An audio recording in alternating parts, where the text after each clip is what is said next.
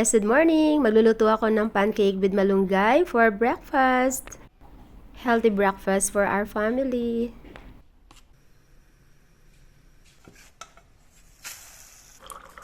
Tara, eat! Meron ako nakita sa TikTok na ano daw, kapag daw nahihirapan kang matulog sa gabi, yung parang yung gagawin mo daw, hihinga ka dito. Diba? Tapos ganyan. Ganon. Gagawin mo daw yan mga 1 minute. Tapos ganyan ka raw. Ganyan. Tapos, naka-straight lang yung ano mo. Naka-straight ka lang na nakaupo. Tapos gumaganyan. 1 minute yan. 1 minute. Tapos na, after that, tulog ka na daw. Masarap daw ang tulog mo. Subukan ko nga mamayang gabi. Alam nyo minsan na, ewan ko kung nararanasan ito ng mga katulad kong may GERD. Alam niyo ba yung tipong ang hirap matulog, no? Dirinig ko rin sa iba na may GERD. Yun, hirap sa pagtulog. Yun. Ibawal yung stress. Alam niyo ba yung tipong kapag marami kang trabaho, tapos gusto mo agad matapos, pero wag mong ito todo, yung lakas mo. Wag mong miminsanan lahat, no? Yung isang putahe sa yung nag-iisang plato kasi hindi mo yun madadigest lahat. What I mean is yung working into things one at a time. Yung parang lagi kang hinahabol ng oras, yung laging kailangan matapos ko agad. Pero di ka naman natatapos. Parang tumatakbo ka lang na hindi ka umaalis sa sa pwesto mo. Yung parang gradually, no? Ginagawa mo, pero nag-i-enjoy ka. Hindi ka na-stress, ganun. Alam niyo ba yun? Yung parang, you just take things lightly. Kailangan matapos mo yan, ganun. Kung ano yung kaya mo muna. Kung ano yung kaya mo. Kasi kapag sinugod ka sa hospital, yung gumaganyan sa'yo, hindi naman siya magbabayad sa hospital sa'yo, di ba? Yung minsan din kasi, most of the time, wag naman yung maging selfish, pero wag naman maging selfish, pero yung wag naman up to the point na yung people pleaser ka na pala. Yung parang kailangan yung lahat ng ginagawa mo, kailangan nakaayon doon sa gusto niya. Kailangan yung ginagawa mo yung matutuwa siya. Sometimes kailangan yung gagawin mo yung ikatutuwa mo rin. Katutuwa ng sarili mo, katutuwa ni Lord. As much as possible na yung ginagawa mo is tama. At hindi ka nagkakasala. At alam mo na yun yung nakapagpapagaan sa'yo. Dahil ginagawa mo, dahil masaya ka. Dun ka. Mahirap kasi yung parang lagi mong ginagawa para sa iba. Asan ka doon? Saan yung peso mo? Saan banda? Diba? Parang minsan lagi kang you are too busy for yourself, but you are always available for others, diba? Kailangan lang yan, balance lang yan. If you can do things for others and do things for yourself as well. Much pleasing to others will turn out into negativity. And negativity, no, will turn into sickness and or will lead to, no, sa mga symptoms ng GERD. O, di ba? Hindi naman tayo malayo di ba? Medyo lang natin. Medyo hinukay lang natin ng kaunti, o di ba? Pero yung number 1 na panlaban dyan is kapag alam mo kung ano yung mga bawal na pagkain sa'yo. Mahirap kasi yung sakit mo, di mo alam kung ano yung sakit mo, di ba?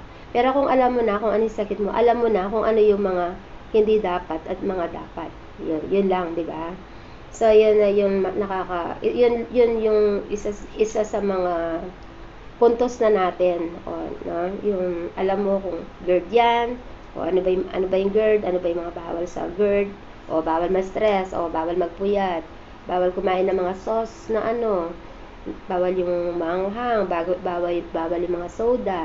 Kung yung mga pagkain na yon, na yun ay nagiging dahilan ng pagsumpong ng GERD, kahit na hindi na ako kumain ng ganyan. Pero it's just so happen na one time, nagyaya sila na kumain daw only wings. Yun. Nung doon sa Unli Wings na yun, nakatatlong wings lang ako. Maya-maya, palpitate na ako. Sinusugod na naman ako sa hospital. Ano ba yan? Dagat ang palaya guys for lunch. Tuloy natin yung kwentuhan.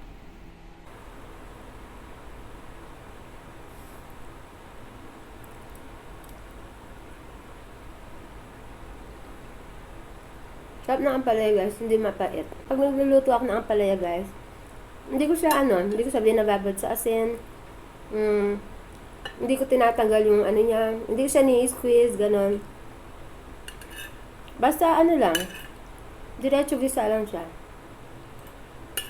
Walang kapait-pait.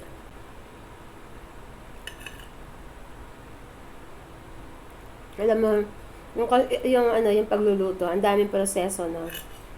Hugasan mo, hihiwain mo, liligis mo sa asin, ibablanch mo yung kailangan, igigisa, o ipiprito, o ilalaga, ipiprepare mo.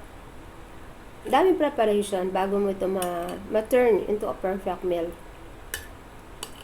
Yung konsolasyon doon na makakatanggal sa lahat ng pagod na yun, yung pag sinabi masarap yung luto mo, di ba?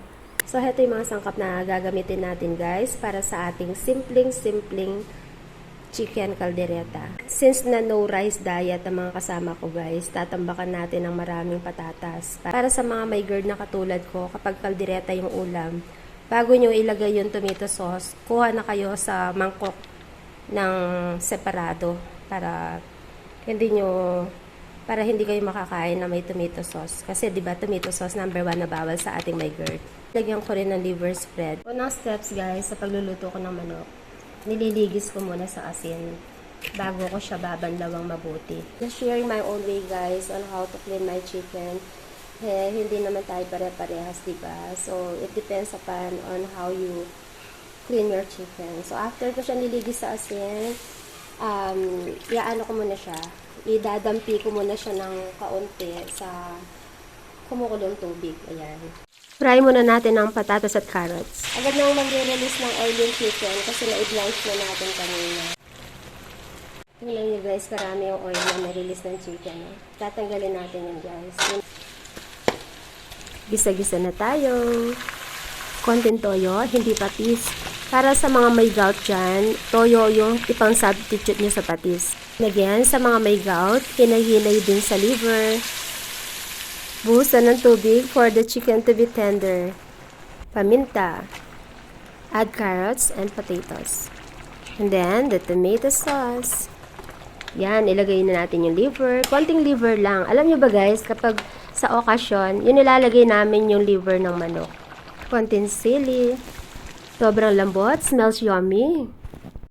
Luto na. Kain na tayo.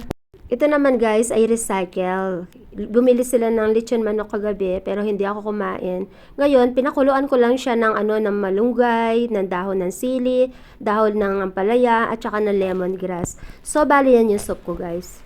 Bali, wala siyang halong kahit na anong pampalasa. Ito na yung pinaka-parang rice natin, yung potato. Kain na tayo guys. May nabasa akong post sa Facebook. Nakapost siya dun sa group ng mga may GERD. Naranasan ba ninyo, sabi niya, yung parang nagpapalpitate. As in yun, parang sobrang lakas ng tibok ng puso. Kaakibat ng sakit na to, na GERD, yung palpitations, diba? Matanong ko lang kayo guys, ano yung usually yung ginagawa nyo nga pag nangyayari sa inyo yun, yung palpitations? Share ko lang during class hour na sobrang init. Sobrang kainit talaga, as in talagang hindi kakayanin na mangilan-ngilang blower yung init. Tapos yun, nag-umpisa yung palpitations ko. Actually, sa school 2 beses. Una, yun napiprint kami ng mga test papers na nagra-rush kami. Yun talagang, talagang inabot na kami ng halos maggagabi na. Kailangan namin matapos dahil kinabukasan may nakaschedule na magpiprint. Napatunayan ko na kapag during that palpitation stage, no? Sabihin natin stage. During that palpitation moment o stage ng mga taong katulad kong may GERD. All they needed is embrace yung yung hahaplosin yung likod, ganun. Yung feeling mo kasi nare-relax ka, nare-relieve ka. Tapos yung number 1 is yung inahawakan yung kamay mo, pinipisil-pisil, ganun. Tapos, mag-i-stay ka sa malamig na lugar. Like yung naka-aircon, ganun. Alam niyo ba, yung may mga tomato sauce, bawal sa atin. Kagaya ito niluto kong to, bawal sa akin to. Pero syempre, di ko naman sosobrahan. Pero kasi lahat ng mga konti, pag inipon natin, marami di ba? That's why, talagang kailangan, kailangan laging tayong aware sa mga kinakain natin. Limit lang kapag may time. Pag nagkasakit ka, yung pera mo, bibigay mo lang sa doktor. O, syempre naman, kasi ginamot ka niya. Pero yung usapan doon, para nag-ipon ka lang para sa sakit, di ba? Para sa medicine. Mas mabuti na yung kahit na walang pera nga, no? Yung kahit na wala kang pera, basta wala kang sakit. Alam nyo ba yon? Magpalakasan na lang tayo.